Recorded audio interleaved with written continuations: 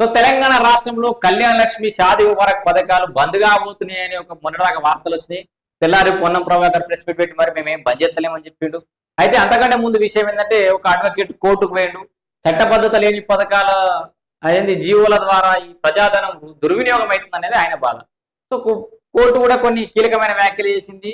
కేసును నిన్నటి 19 తారీఖు దాకా వాయిదా వేసింది. నిన్న కూడా చాలా కీలకమైన వ్యాఖ్యలు చేసింది. ఏమంటుందంటే చట్టబద్ధత లేని పథకాలకు ప్రజాధనం వృధా చేయకుర్రి అని చెప్పుకుంటేనే ఇంకా కొన్ని విషయాలు చెప్పింది. ఏంది, ఈ ప్రభుత్వ రంగ సంస్థలని లాభాలను తీసుకురాలి, ప్రభుత్వ సంస్థల్ని లాభాల్లో తీసుకొచ్చి వచ్చిన లాభాలతోటి సంక్షేమ పథకాలు చేయరు అని చెప్తుంది. అప్పుడు బాగా చేయొచ్చు కదా అంటుంది. వాటితో పాటు భూసేకరణకు సంబంధించిన అంశాలను కూడా ప్రస్తావించింది. ఏమంటుందంటే మీరు ఉచిత పథకాలు వేయడానికి డబ్బులు ఉంటున్నాయి, కానీ రాష్ట్రంలో మీరు ప్రాజెక్టుల కోసమో రోడ్ల విస్తరణ కోసమో కొత్త కొత్త ప్రాజెక్టుల కోసం మీరు తీసుకుంటున్నటువంటి భూమి ఏదైతే ఉందో ఆ భూ నిర్వాసితులకు నష్టపరిహారం ఎందుకు ప్రాపర్గా చెల్లిస్తలేరు? మీకు ఉచిత పథకాలు చెల్లించడానికి డబ్బులు పెట్టే బదులు ఈ భూ నిర్వాసితులకు కూడా డబ్బులు బరాబర్ చెల్లించాలా కదా అనేది కోర్టు యొక్క ఉద్దేశం. ఇక్కడ ఇంకా క్లియర్ గా కొన్ని వ్యాఖ్యలు చేసింది. ఇక్కడ ఆర్ఎస్ ప్రవీణ్ కుమార్ గారు ప్రస్తావన తీసుకురావాలి. ఆయన నిన్న మొన్న ప్రెస్ మీట్ ఏమంటుండు, అసలు ఈ కాంగ్రెస్ వాళ్లకు చట్టానికి జీవోకు అసలు తేడానే తెలియదు, అసొంటోళ్ళు ఉన్నారని చెప్పేసి ఏదో పెద్ద పెద్ద ముచ్చట్లు మాట్లాడిండు. ఆర్ఎస్ ప్రవీణ్ కుమార్ గారు నిన్న హైకోర్టు వ్యాఖ్యలను ఒకసారి మంచిగా వినురి.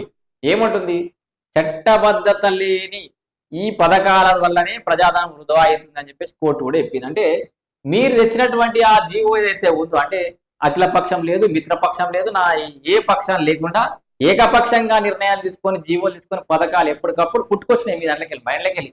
ఎప్పుడు ఏ పథకం పుట్టుకొస్తే ఆ పథకం పెట్టుడే. హుజరాబాద్ ఎన్నికలు అయితే దళిత బంధు పుట్టుకొచ్చినట్టు అట్లా అనేక పథకాలు పుట్టుకొచ్చినాయి. మీకు చట్టబద్ధత లేని పథకాలు, ఉచితాలు ఎక్కువైపోయి తెలంగాణ ప్రజలు ఉచితాలకు అలవాటు చేసేసి సోమరులను తయారు చేసినటువంటి పరిస్థితి ఉండే. అట్లా చట్టబద్ధత లేని పథకాల వల్లనే కదా ఇప్పుడు ఒక అడ్వకేట్ కోర్టుకు పోయి పిల్లు వేసి దాన్ని పబ్లిక్ లిటిగేషన్, ఇంట్రెస్ట్ లిటిగేషన్ వేసింది. ఇప్పుడు అందుకే కదా ఆగిపోయింది. సో మొత్తానికి దాన్ని అంటే ప్రజల సంక్షేమం దృష్టిలో పెట్టుకొని కోర్టు అనుకూలంగా తీర్పునిస్తుంది. దాంట్లో ఎట్లాంటి డౌట్ అవసరం లేదు. ఆల్రెడీ మళ్ళా విచారణ కూడా ఉంది. దీంట్లో ఏదైనా చేయొచ్చు.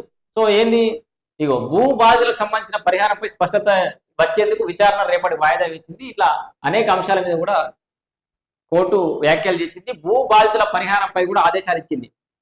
నేను ఇందాక చెప్పిన విషయమే. సో బాధితులకు కూడా నష్టపరిహారం ప్రాపర్గా చెల్లించాలని చెప్పించింది. సో మరి ఏది కళ్యాణ లక్ష్మి షాదీ ముబారక్ పథకాలకి ఇప్పటికిప్పుడైతే వచ్చినటువంటి నష్టము డోకన్ అయితే ఏం లేదు.